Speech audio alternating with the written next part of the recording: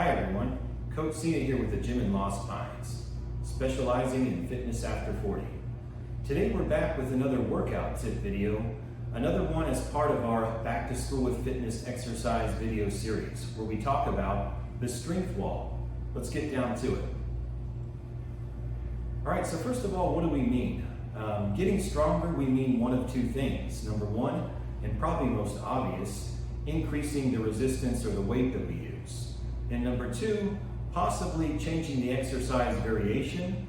This is more so with relative strength or body weight movements such as a push-up. We don't necessarily increase the weight in this scenario, but we change the exercise variation to make it harder. As with anything in life though, there are some caveats. Number one, we can't go too fast. As much as we all like to, we cannot get stronger too fast, or ultimately we will hit the wall. That is the strength wall that we're talking about.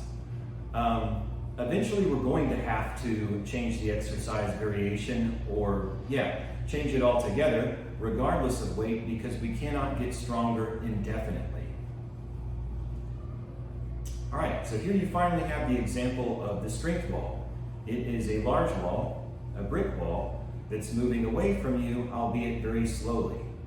Our job is to try and chase it, but not chase it so we get too close or actually hit it.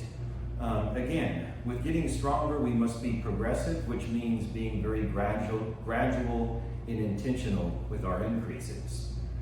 There are some things that happen if we actually hit the strength wall. Number one, our central nervous system will burn out. There's a greater cost the closer that we get to the strength wall with the central nervous system, and we need to keep this in mind. Most of us are not thinking about this. We want to go hard and fast, and we want to keep pushing, but there's a cost with everything, and that dips into your recovery. Okay, so let's say you hit the wall. That means you're ultimately not going to be able to progress for the time being. We either can change up the exercise variation, or we can smartly deload the weight for the time being. A deload is an intentional decrease in your training weight or resistance for at least a week or two. Then you can start slowly building it up, and that way the wall has gotten out in front of you a little bit more, and you're good to go. But what do we call, what's our plan of action to make sure that we can progress consistently and the longest without hitting the wall?